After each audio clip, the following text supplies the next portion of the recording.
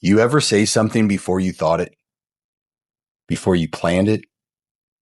Before you even knew it was true? And the moment it came out, you knew it was true.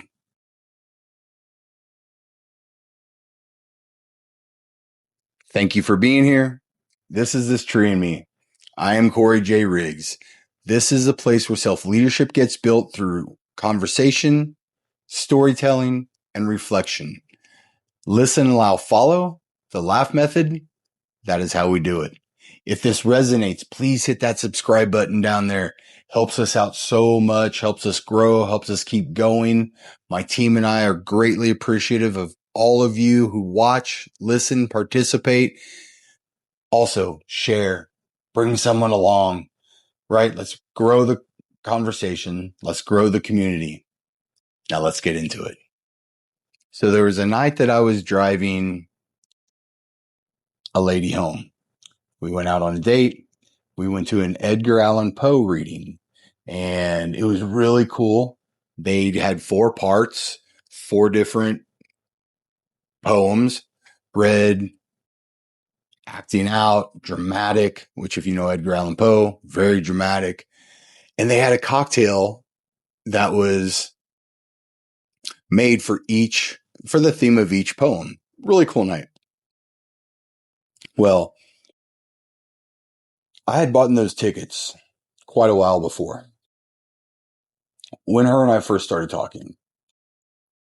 And by this time, I already knew that it wasn't aligning with me. It wasn't something that I wanted to pursue. And it really had nothing to do with anything other than I just had a feeling that this just isn't right. Wanted to be friends, wanted to keep hanging out, talk, if, willing and able, all that. And so I knew I had to have the conversation at some point. And that has been building for several weeks. And in the past, I would have just let the conversation die out. I would have showed less interest, and I would have just let it kind of fade away. But that's not the person I wanted to be anymore. It's not the person I am. It's not fair to them, and it's not fair to me. So, had to have the hard conversation. So after the night, driving home, and I said, all right, I need to tell you something. I'm going to disappear for a while. I'm going to go work on myself, the business, the brand, the book, etc.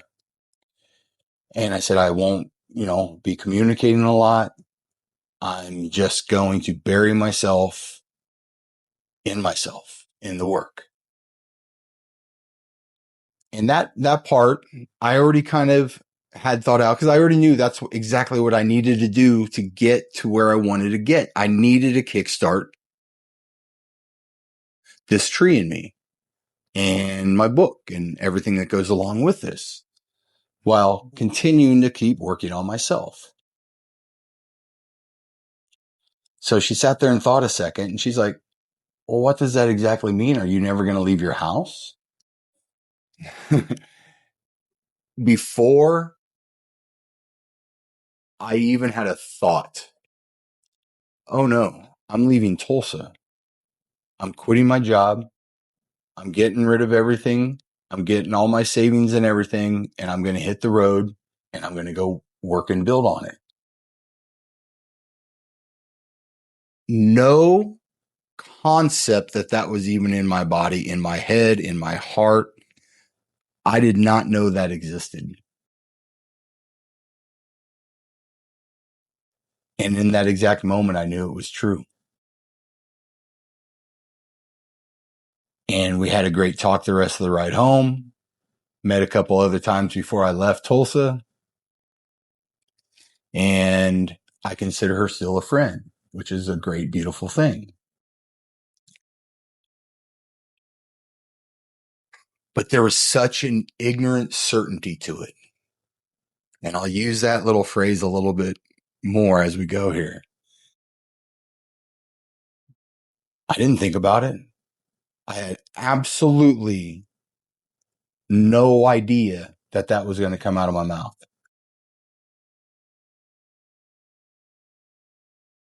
But I recognized it, and I'm grateful for it. And it's hard when you're in those moments to show up and recognize what was said, what was done, what it means to you. Just to be so present in that moment to be like, yeah, that's true. It's inside you. You just have to find the place to recognize it, let it out, and be authentic to yourself. Just pure ignorant certainty. But I knew it was true. Quick moment aside. Have you ever said something out loud and the moment it came out, you knew it was true even though you had never thought of it? What did you do with it? Then there's the time from the car to when I hit the road. And there's several weeks in that distance. I made the decision that night in the car. But leaving was going to take time. I needed to get out of my house. I needed to make the commitment to leave my job and resign properly. And what does it look like? What does this mean?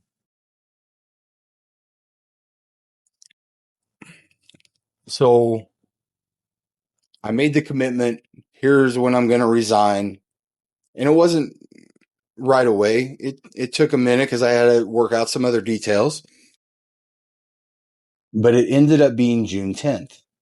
And it wasn't going to be. It was going to be the day prior. But my boss at the time, who consider a friend, been with him for 16 years, and I did not want to put in my resignation or tell anybody without him hearing first. So it was his birthday, and he said, no, I won't be in tomorrow. So I said, all right, I'll just come in the following day and let's have a talk, which is not uncommon for us. But June 10th is the same day in 1990 when I went to treatment and was sober for the first time after several years of addiction through high school. And just weird how it worked out. Made the commitment, followed up with that commitment. So then I'm working on several other things. And there's one big event hanging over my head that I knew I had to do. And it was going to take a lot of courage. And I've already been doing a lot of little things to build that courage muscle, showing myself that I can do hard things. This one was different. So the Gypsy is a coffee house in Tulsa, Oklahoma that has a red velvet poetry night every Wednesday night. And I went several times throughout there and listened and never got up in front of anybody, never read any of my work. But by this point, I already knew that I wanted to get up on stage. It's something that I needed to do for my company, my work, my brand.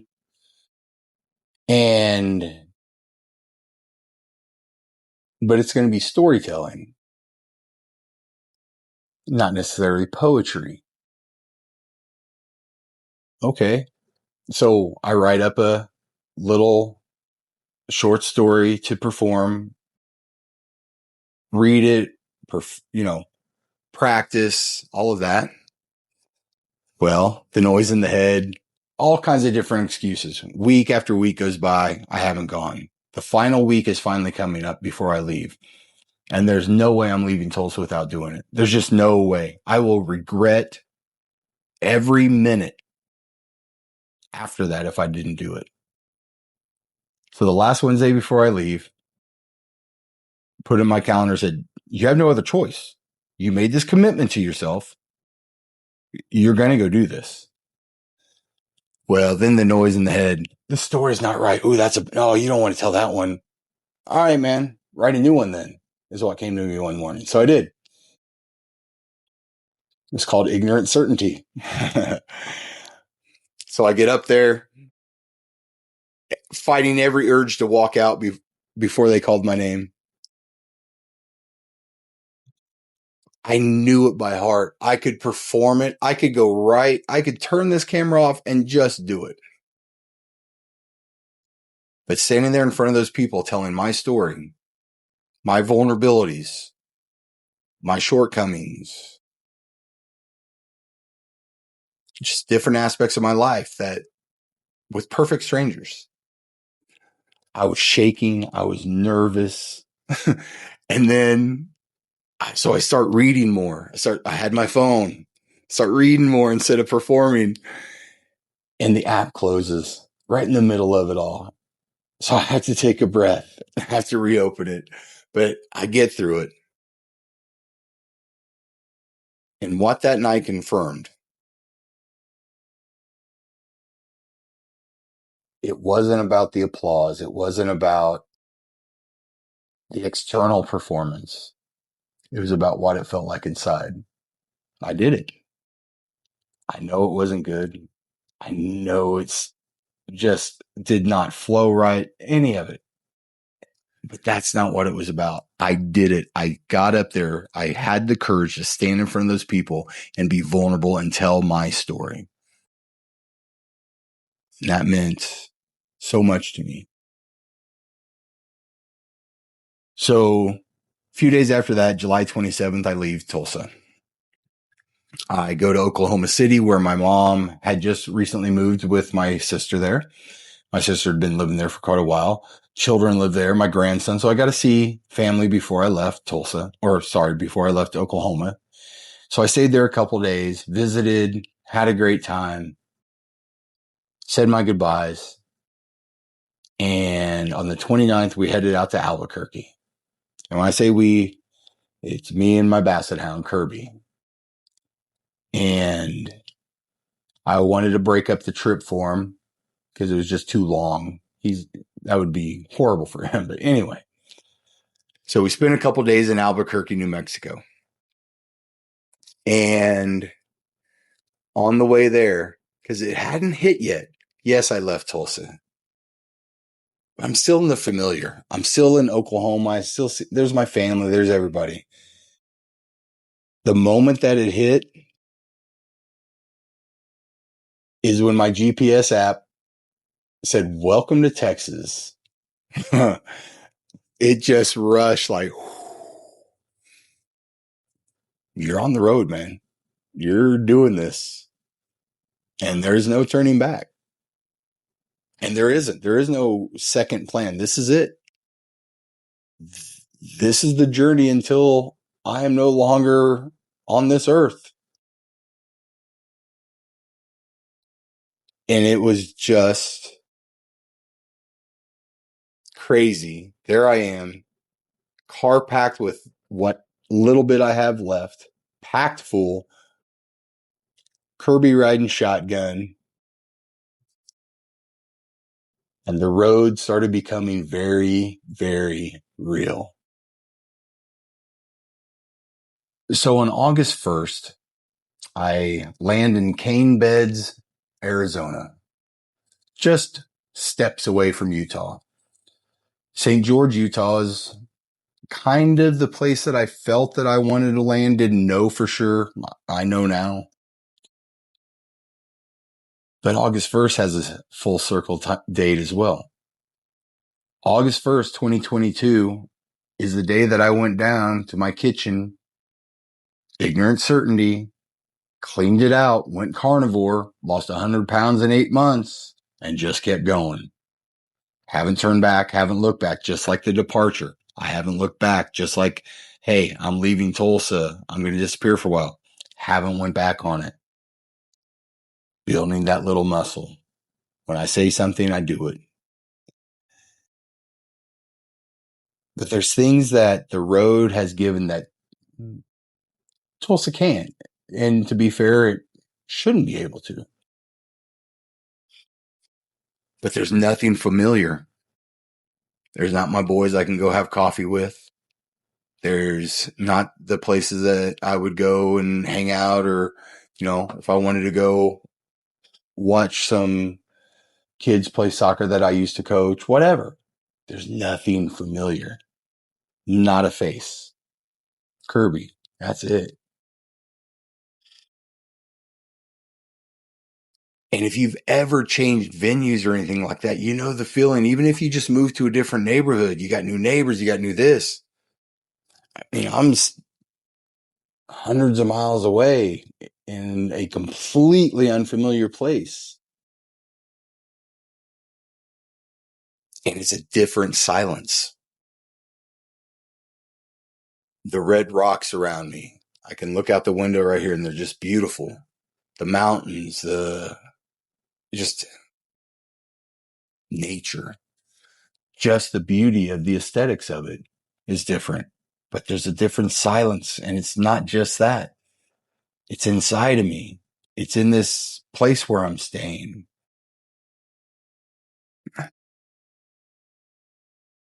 So I wake up the next day and I just kind of start my normal routine. I even brought some of the pans that I use, some of the blenders, like everything that I use to cook with, because I'm in such a routine that I've built over years doing this.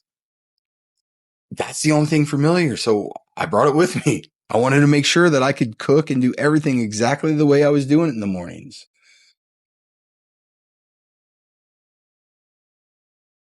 So the meditation and the journaling those first 5 days really started getting deeper and deeper and deeper. And what it taught me was that clarity comes after, not before.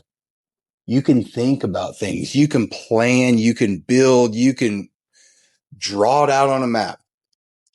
You can be a boat in a harbor and the captain is building the plan of how to get to point from A to B. But you don't know the weather. You don't know anything about what happens until you start doing it. And that's where the clarity comes from. It doesn't come from before. It doesn't come from the planning. It doesn't come from the overthinking. It comes from the doing.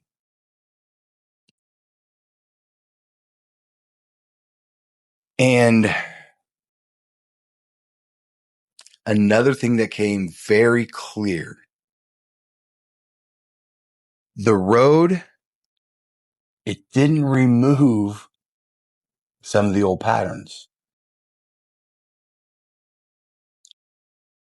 but it did give space so I could see them. Let's take a step away real quick.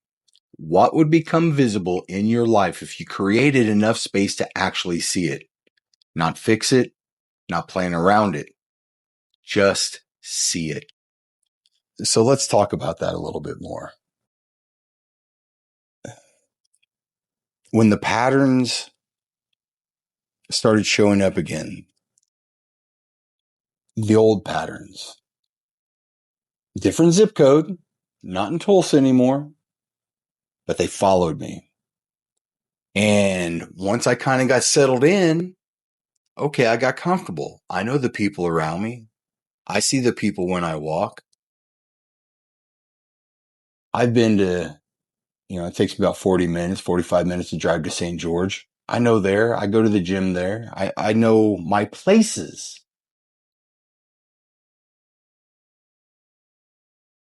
But it didn't feel right. I wasn't getting what I had expected that I'd be getting by this point. And it caught me, and I understood it and I caught it. Something had to change.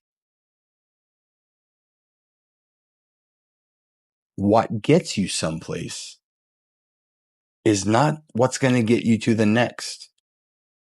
All that work that I had done for all those years in Tulsa and all those last few months of deciding to leave and going full bore, 100%, all 10 toes in, and all the morning practices and everything that I built in Tulsa got me to sit here right now. So why isn't that same thing why am I stuck? Why are the patterns coming back? Why am I just staying in the familiar again? So something needed to change. And luckily I caught it. It took mornings, it took meditation, it took journaling, but I caught it. And so then there was a Sunday morning and it completely pivoted everything. Once again, I woke up, ignorant certainty, change your intentions, change your meditation, change the playlist, change it all. I kept some of it because there's some of it that are my core and I will never let go of them. But my intention that morning simply was be open, be a vessel, and allow yourself to receive whatever needs to be received. Let it come in. Don't fight it. Don't judge it. Don't force it. Just be. Let it. Just allow it. So several things came from that. First thing was you came to this beautiful area and you have not went on one hike. You have not went to any of the desert areas. You have not went into any of the cliffs, any of the canyons. You haven't grounded. You haven't put pen to paper, because some of you may not know this, but I had a bad accident with my eye a while back. I can see much, much better now, but I couldn't see for a while. So I had a voice journal. I couldn't write. And so all these things, that was one. So, okay. Got done with all my meditation and my morning stuff. Grabbed Kirby, grabbed some water and stuff and everything that we needed. We went down about 20 minutes from here. Pink coral sand dunes. Gorgeous. Now, I wish I would have took some more videos, but of him trying to run through the sand with them short little basset hound legs. It was quite humorous. But we had so much fun and he was so alive. He's never been anywhere like that. He was an animal in nature and he was coming alive. It was so fun to see. All right. So then we leave there. There's a park in the city that's really close to here that I found that has nice green grass. And I take him there for walks every now and then because he doesn't like this heat, the rocks. It's the desert. It's a little different for him. He's a city dog. He's a house dog. So we go to the park. I took my journals, my pen, had him set up with some water. He's rolling around in the nice, cool green grass. I take my shoes and socks off and I start grounding. I have not had my feet on the earth in quite some time and it felt wonderful. And I started writing. And the other thing that came that day and then the next morning were two simple instructions. One, if it doesn't align with you, let it go. If it does not feed your purpose, let it go. And the other, take one step toward what does. One. You'd be amazed that one becomes two and two becomes three and you get the picture.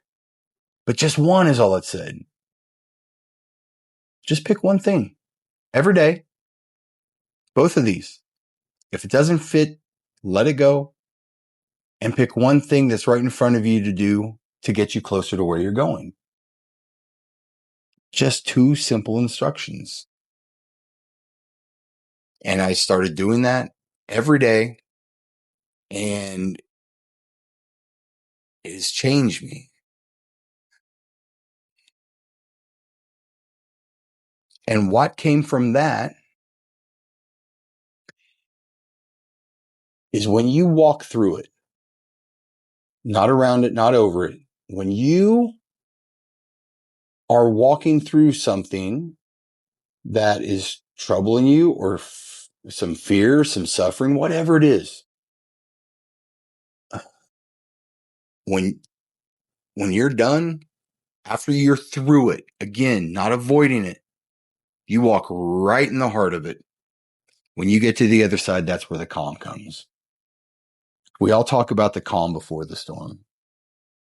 There is such a beautiful, beautiful calm once you've passed through something and you walked through it and you did the best you absolutely could, and you proved that you could do hard things, and that you could change, and that you could adapt. But at the end of it, you'll be okay. But I would never have known that if I wouldn't have walked through it.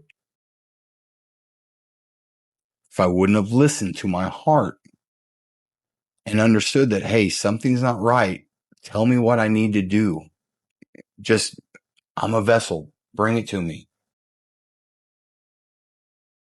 And then you follow it, you walk through it,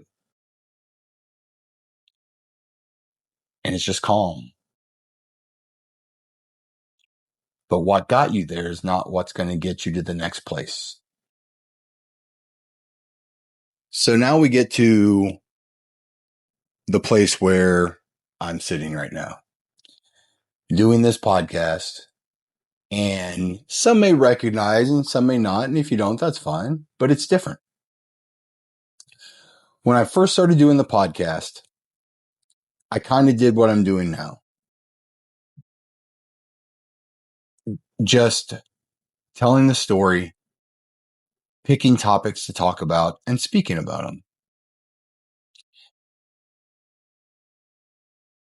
And I didn't like the way it was going when I first did it. It was really, really bad. I'm still learning. I'm still growing. I'm still trying to get better, but it was really bad. And maybe it was just a vulnerability that I didn't like as a storytelling. Whatever it was, I put scaffolding to it. I built a blueprint, and it would almost be verbatim. So if this is your first time ever watching one of my episodes, thank you, by the way. Just watch one before, or two before, or there's several, right? But for the last part of season 1 and all of season 2 up until today, I've had that blueprint, and it's almost been scripted to the point to where I say it verbatim. You know, I practice it, I work on it, but I wanted it to sound a certain way. Well, as I have learned, what got me here is not what's going to get me to the next place. And I felt that gap. And so after the last episode, the next morning, I said, you don't need that crutch, right? Just like any other device or any other thing that, you know, we use to numb things, or we use to get through things, or whatever. You don't need it anymore. You've been talking about finding your voice. You've been talking about the storyteller that you are and you want to develop. And you want to find the words in any given situation.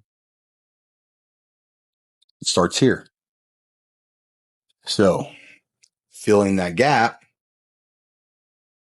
I was like, all right, keywords, some bullet points, just open a few scripted parts that I want to deliver certain material exactly the way it needs to be delivered. But 90%, I just want it to be me looking at a bullet point and saying, here's the story. Good, bad, or ugly, I'll get better at it. That's all that matters to me right now. I hope I can teach. I hope I can help. I hope I can guide.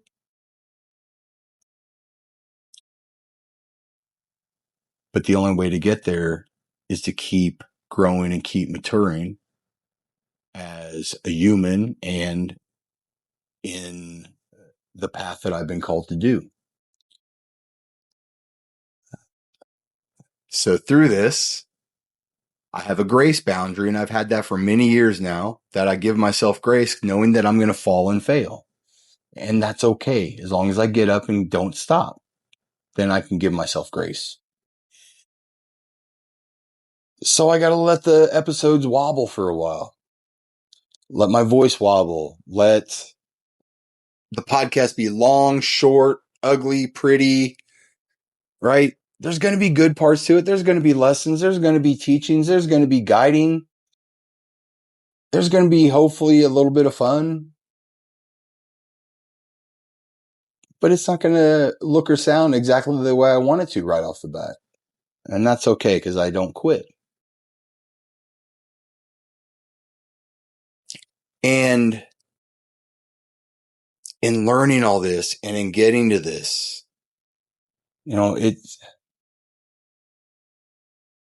I want to help people through self-discovery, through self-inquiry. I want to help guide them to a place of healing. I am not a healer. I am simply a guide that will help them get to where they're going, where they can find their own healing. I believe that if you have enough self-inquiry, if you do enough self-internal work, you'll find that leadership inside and you'll heal and you'll grow. And I believe that because I live it. I know how to get there through the method of listen, allow, follow that was handed to me by my grandfather without him knowing, me knowing. That's just the way he lived life. And that's the way I experienced life through him. That's how this method came to me.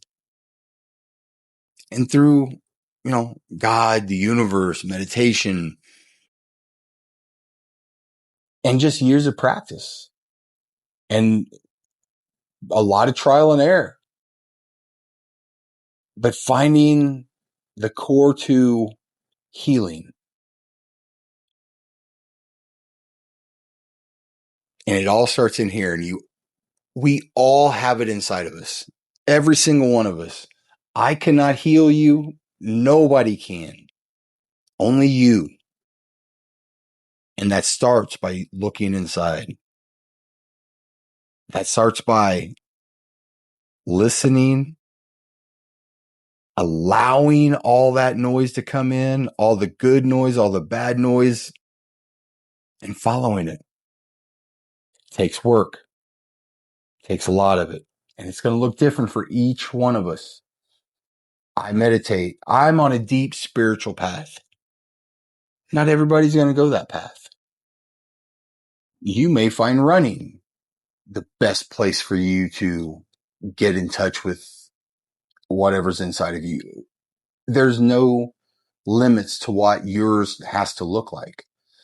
Listen, allow, follow is absolutely a method that I can teach that will also help guide you through self-discovery and self-inquiry.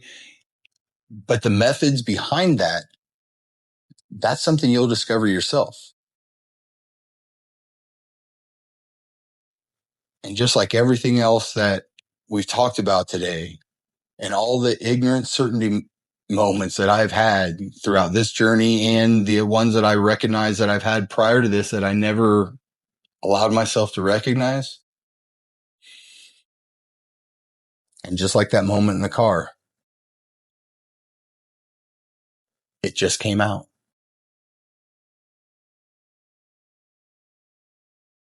but I've learned to recognize and I've learned to trust my heart. And sometimes you will take a wrong turn.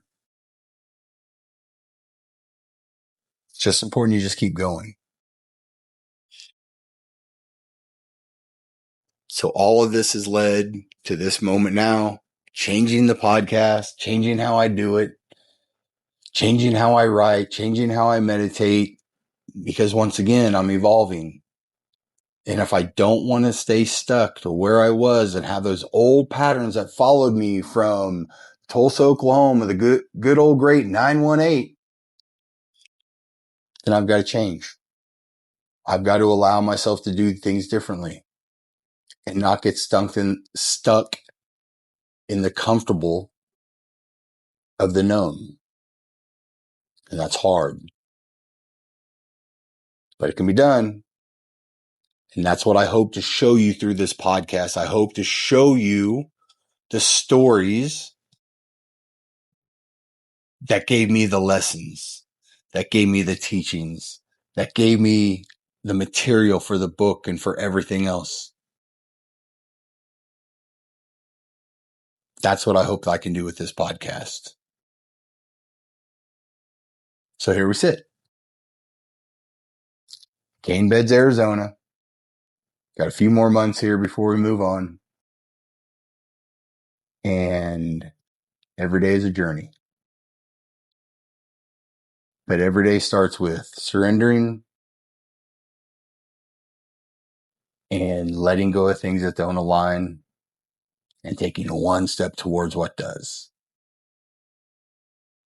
So let's step out really quick.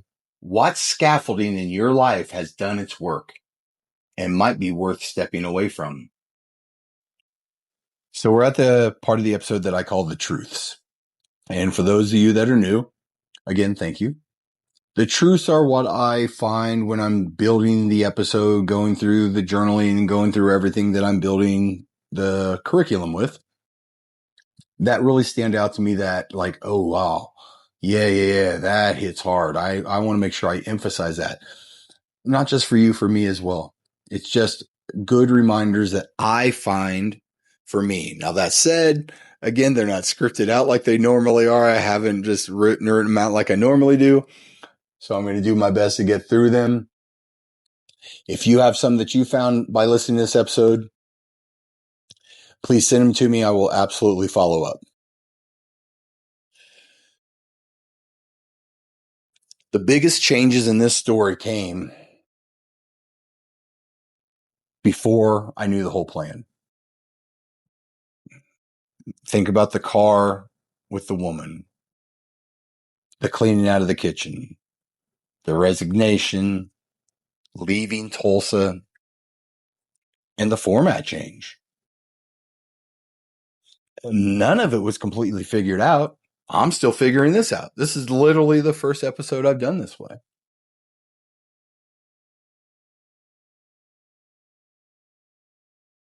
The pattern is the teaching. Building that is the teaching. Some decisions do need planning, but planning can't always tell you what is yours.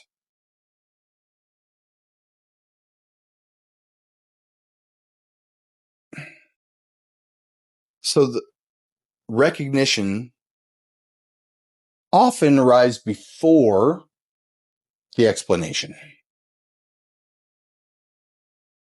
The work, the hard part, is learning to differentiate the two. That is the hard part. That is the work.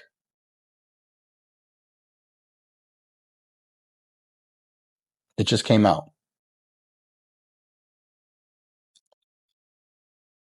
And then I had to decide whether I would follow it or not. The sentence in that car that day, it did not pack my bags. It did not resign from my work. It did not drive me here to Arizona. I had to do all that.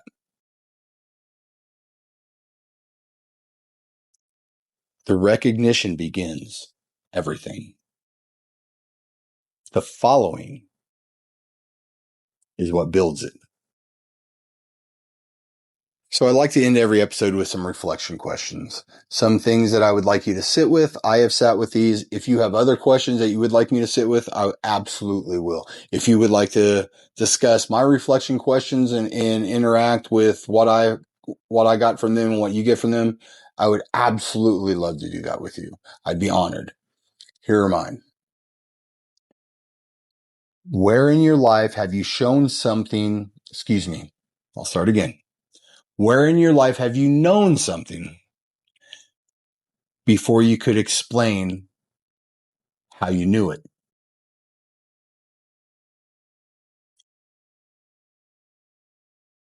And what have you been talking yourself back out of because you cannot see the whole plan? I emphasize that one. That's a big one for me. And what is the next honest step you can take? Not the whole plan, just one simple step. Thank you for being here. Again, please hit that subscribe button. Go check if you haven't. Please hit it for me. It's free. It helps. We all will greatly appreciate it. Thank you, thank you, thank you so much for being here. Also share. Bring someone along. Let's grow the conversation. Let's grow the community. You are the leader that this work is building. Keep showing up for yourself. The rest will follow. I am Corey J. Riggs. This is This Tree in Me. I love you all. Be blessed.